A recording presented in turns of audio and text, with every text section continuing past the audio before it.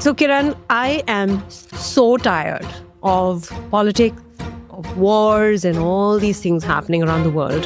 Can we talk about something different today? Something a little bit more exciting, something more fun, maybe? I think we can. And in fact, I think we have science on the radar for this week. There's some very interesting stories going on there. Oh, yeah, totally. I agree. And I'm really, really excited about the last story that's going to actually come up. That's not science, it's a little history. Oh, really? Yeah. That's going to come up very soon. So keep listening. Welcome to Takaro, the podcast where we break down the news of today for you. I am Kiran. And I am Debkanya. We're going to bring you a quick roundup from the world of science. And like I mentioned, a little bit of history as well. So stay in your seats and all buckled up if you're heading to school or getting ready for school, whatever it might be. Or listening over a weekend, a calm, relaxed weekend, Saturday morning. Whenever Sunday you morning, want to listen. Whenever you're, yeah. Exactly. But first, the headlines. The first headline for today is 7 planets are going to line up in a parade. Ooh, they're going to be on the road. And they're going to be on a parade. Are they going to be on the road? Where are the planets found, Kiran? But either in the interstellar road. The interstellar road. That's right. Yeah. 7 planets are going to be lining up in space. Second headline for the day, Kiran. A giant asteroid was going to hit us, but now it's not. Oh, you made it sound like it's a bummer. It's a good thing. It's a good thing. And the third headline for the day, a pharaoh's tomb has been discovered in Egypt after 100 years. So the pharaoh's tomb is only 100 years old? No, the discovery has been made after 100 years of searching. Okay? Oh, okay. You're right. Got it. I should be clearer. Yeah. You're right. Yeah. Okay. Yeah. So what's this parade of planets? That's what it's called, right? Or a planetary parade. That is right. A planetary parade or a parade of planets. I mean, these are not official terms. These are not official phrases, but it's exactly, what it says it is. So this happens often, but it's very rare to actually have 7 planets lining up and visible from Earth. I think that is what makes this planetary parade very special, because if you look up into the night sky this Friday, you will be able to see the 7 planets lined up. You might need a little bit of help, maybe from a telescope, but you will be able to see all of them. And this happens when they're lined up on the same side of the sun, basically, right?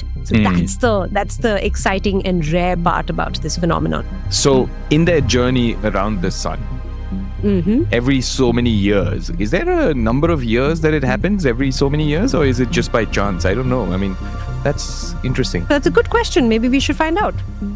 Yeah. I don't know if it happens every 5 years, 10 years, 20 years, whatever it may be. We don't know what that is, right? It also differs because each planet's orbit around the sun is different. So you have to do a lot of math to see when all of them will come back together. But actually, technically, if it's all the same and nothing changes year after year after year, there should be a defined period of time where it happens every few years, right? Well, it'll be interesting find that out. Yeah. In fact, from what I've read, it happened in January as well, just last month. And this time it's happening, and it's going to be, like I said, what's special about this one is the fact that you can actually see it. So if you manage to, get to a place where there isn't any light pollution, you know what light pollution is, right? When there are too many city lights shining in the night, you can't see the night sky very clearly, unfortunately. So you have to get to a place which is fairly dark, maybe into the woods, into the forest, and then you can actually see. Not alone. Please don't go alone. Go with a group of friends and adults. Yeah. Yes, and if the skies are clear, that's the other thing, right? It needs to be clear. It cannot be a cloudy day. You should be able to see these planets. You should be able to see Venus, Mars, and Jupiter. And these are usually the easiest planets to spot because they're super bright. They're very often found in the night sky. Now you can very easily, all of us have that app on our phones where you can kind of point it to the sky and see where each planet is. Maybe make use of that as well so that you know where to look. So you can pinpoint exactly where that planet is and what you're looking at. So that's Venus, Mars, and Jupiter. And Uranus and Neptune, though, you will need a telescope because they are further away. So they're a little difficult to spot. But this, like you said, the app might come in handy to help you with that. And the other two planets, Mercury and Saturn, those are tough. You'll need a little bit of luck to be able to spot those because they usually tend to be... Yeah, because there's something about how they usually tend to be closer to the horizon. Therefore, it's difficult to spot them because of the light pollution. Like they're not high up in the sky. The sun. Yes, exactly. So the way you need we to see have, it, you need to be able to see, be in a place where you can see a clear vision of the horizon. You can see the horizon very clearly. Then maybe you can see all 7. Why can't you see the 8th planet, Kiran? So we have Mercury, Venus, Earth. Yes, Earth, exactly. Earth. Well, if we look down instead of looking up, maybe we'll be able to see the 8th planet. You'll definitely be able to see the 8th planet because you're standing on it. That's pretty cool. Actually, if you can spot all 8, that would be amazing. No? I don't think I have ever done that in my lifetime. I don't think I've ever seen all 8 planets either through the telescope or any of that in one go.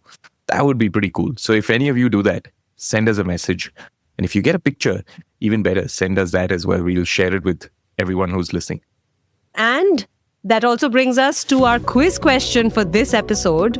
Now, Kiran, the first part of this question is something that you should answer because the second part is what our listeners are going to have to answer. Okay?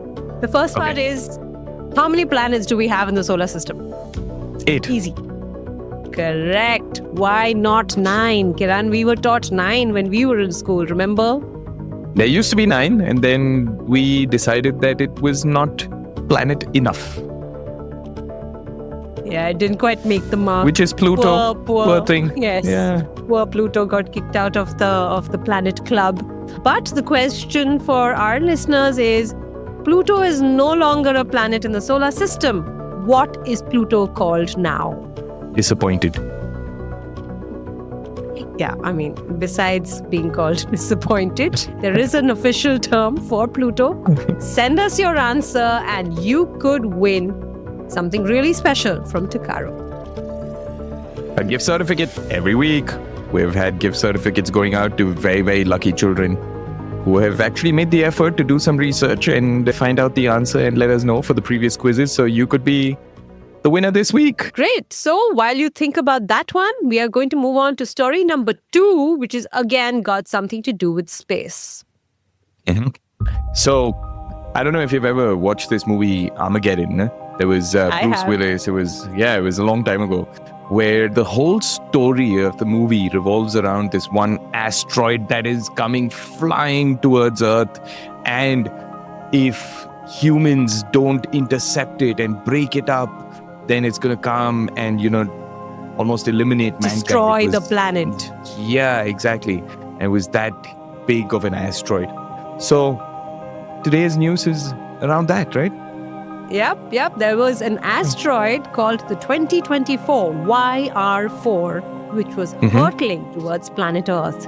And by the way, beautiful name. 2024 YR4. That's amazing. Yeah. Okay, I wonder why you find that beautiful, but amazing. Maybe you want to explain?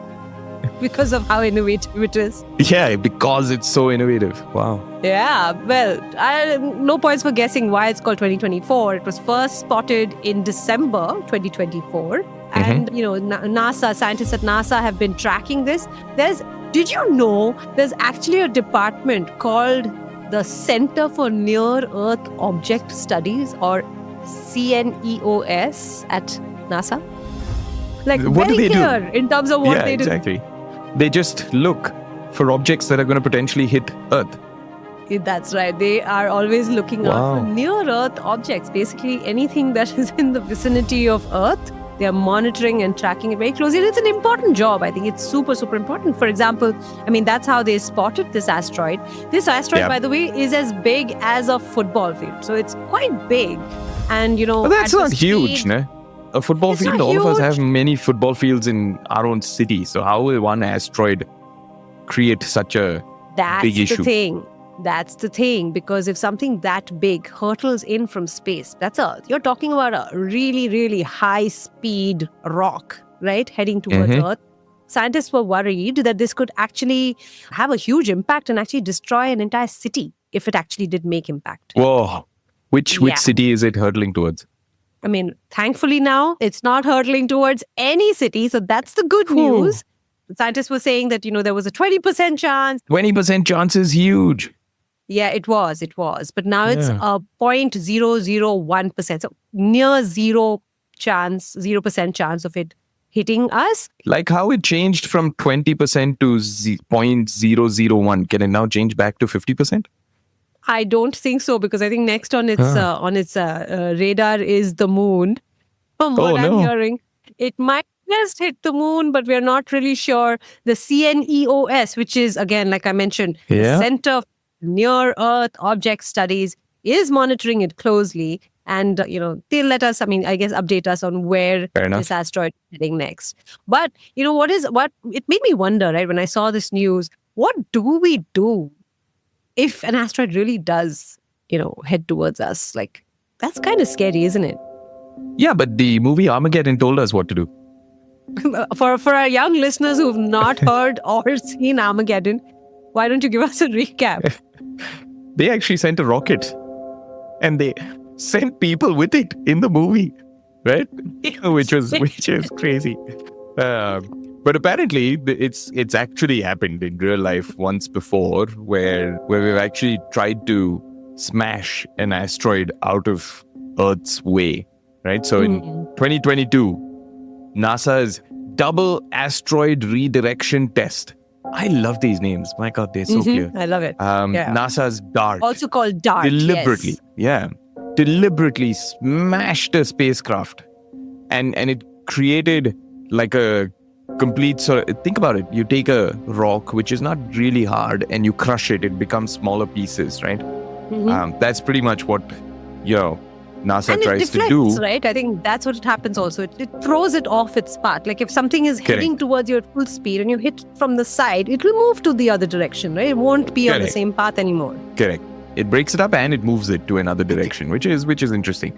So I think when it becomes smaller pieces and it starts hurtling towards Earth, that's still okay because the Earth's atmosphere will actually burn it up.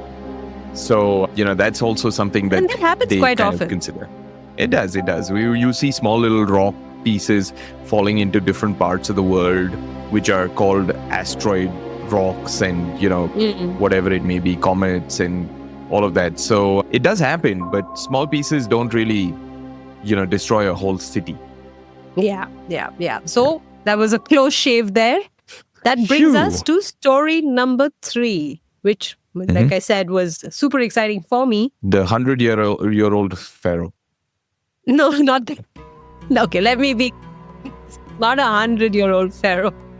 See, stuff every archaeologist dreams of. Now, what is an archaeologist? An archaeologist is somebody. He or she is a historian who digs into the earth and tries to unearth things from the ancient world, right? So an archaeologist will look for ancient ruins. For example, if you remember, we talked about Mohenjo-daro. There are archaeologists who are digging to find old pottery, old evidence of life and what used to happen back then in Mohenjo-daro. They're unearthing entire cities. So for the longest time, for years and years and years, Egypt has been one of the most exciting places for archaeologists to dig.